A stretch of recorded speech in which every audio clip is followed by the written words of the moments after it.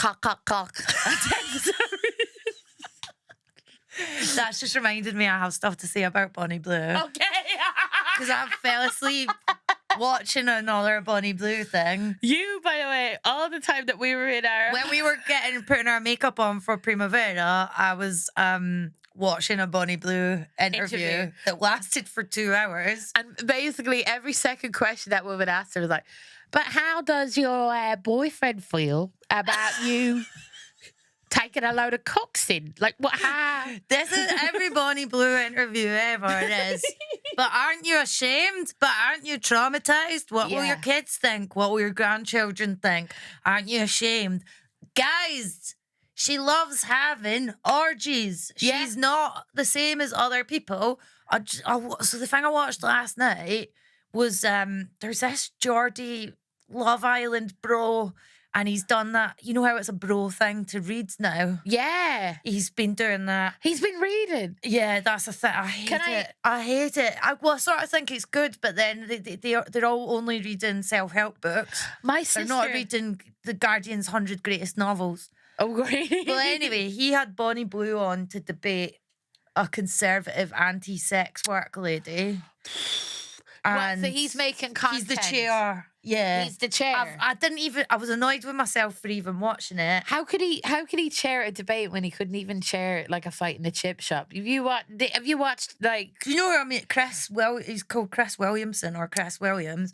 Well, anyway, it went the same way it always does. In fairness, the conservative lady was very polite to Bonnie. She said, I'm not going to try and get you to say that you're traumatized. I've watched enough of your content to know that you're not. And Bonnie, just very calmly again, was like, look, I seem to have good sexual stamina. I know what I'm into. Yeah. And the conservative woman did say, are you not repulsed by these men? If some of them are fat or spotty. Sorry, oh my God. And listen. So Bonnie said, you know, I used to hate fat people and think that they were lazy.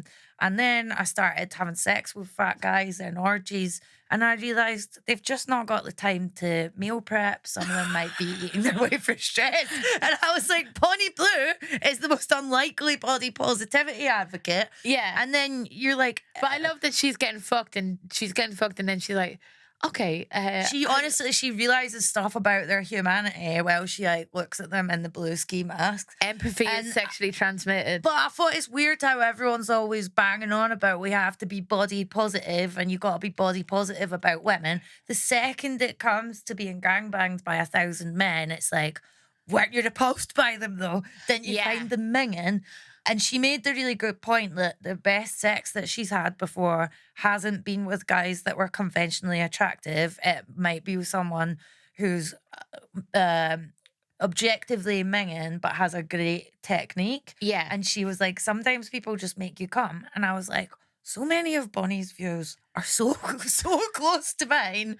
Not that I want to tap out in a massive orgy. Yeah. But so much of the stuff she says makes sense. But you've watched her porn and you think it's like boring. I don't think she's coming in it. This is what I wanted to ask. I don't think she's... Yeah, I do want to ask her, are you coming? Yeah. Because... that was the first time I've seen her mention her coming. Because usually she's just like talking about draining the balls of men as if it's like a dairy farm or something. That's all I really care about. I want to know that she's having a good time in it. But I do think that's her kink. And I remembered, that's the other thing, is the people that are interviewing, I'd always have a very narrow, vanilla view of sex. Yeah. And I remembered reading this book that I got when I was 18 called... The stuff I read when I was at school was mad. It was called The Secret Life of Catherine M, or The Sexual Life of Catherine M. It's a translation of a French book. And it's just about this lady that, I think she's an art critic or an art historian, but she loves to have orgies. Yeah. And it's about her finding out how much she loves to have orgies with anonymous men. And I thought, it's weird how this quite pretentious French book existed and people didn't kick up that much of a fuss about it. When did that come out? Like, that would be between 2002, maybe 2004. how do you think actually? But these people exist. Yeah, who love. There are people who just And there's a lot of gay guys that are into something that bugs me is like, I read this really good novel called Nova Scotia House that has a lot of scenes of just like gay bathhouse sex and like quite graphic stuff in it. And I thought, gay guys never get asked to analyze their motivations for doing stuff, whereas women, there has to be some reason behind it. And Bonnie was saying really clearly to this woman, look, I've never been affected by peer pressure. I don't care what other women think. Like, she's expressed it clearly time and again, and people are kind of turning it over, and all they want is for her to just break down crying and stuff. I'm just so over it. Do you know It's such a waste of time. Men in general, this is a thought that I've just had. Men in general are never asked about their proclivities, would it be, or their unless they are going out with someone that's significantly older than them. Like, if you were going out with, like, if you're a man in your 40s and you're going out, Keanu Reeves had an age appropriate. Well, didn't he have like a slightly older girlfriend? And so did, or maybe it was Ralph Fiennes had an older girlfriend for a long time, right? And people were like, "Wow, that's mad." Yeah, and then they got asked like, "Oh, did you have a good relationship with your mother or whatever?" But a woman they always get asked. I wonder if it's because we give our personal kind of like lore about why, like, I know why I don't like sex that much, and I could tell you the lore of my life or whatever, or why I'm like a frigid, and it's easy for me to explain stuff. But men are never asked to explain stuff, or never feel the need to explain stuff. Yeah, it's something I've always found really odd, because I think the much more sinister thing is the way, same with eating, women police each other's sexual behaviour and try and keep each other in line, and they'll do it in a lot of women and men try and police women's sexual agency.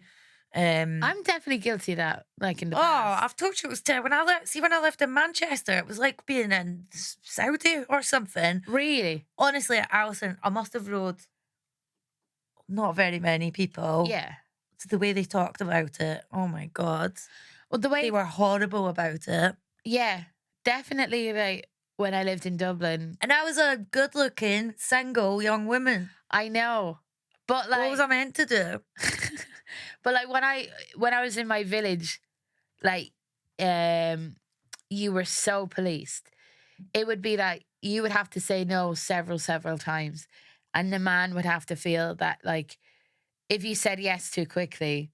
Oh yeah. Then you would be like a whore. Yeah. And your worth would be so low. That's the thing, when you're autistic, doing that kind of dance of pretending you don't want to have sex with people is very confusing. So I don't fuck about with that kind of thing. Yeah. And that caused a lot of problems when I was younger, which you can read about in my best-selling memoir. But that is where my obsession with Bonnie comes from. Is they keep. I know she's terrible with reform and a lot of her views. I think she does it for attention. I think she's looking at that like the same way that she goes, "I'm pregnant," and I'm what's she? Well, this is why I was watching the videos. Was Bonnie said she was like, "I'm pregnant, and the baby shower is going to turn into a golden shower."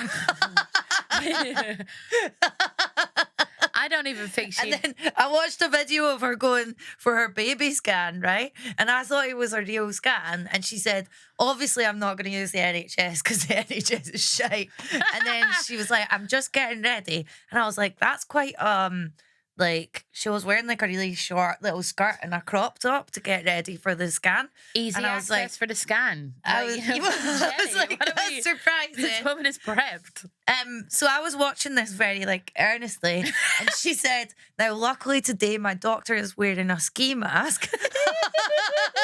And I'm still watching it like, that makes sense because he doesn't want to bring the clinic into disrepute. And then it showed her lying down and there was a weird energy between her and the doctor. And then he was like, there's your baby. And he showed her the image of the baby on an iPad. Like he's a waiter. Like he's a waiter at a mid-range restaurant. Just being like- And it genuinely took me until last night. Yeah. When did I watch that video 4 days ago? Where I thought, I don't think he was a real doctor. No, I don't think he was. Did he? Is this like? Was there more? Is this like a porno? Was he gonna fuck her? I think so. Oh Lord. Yeah.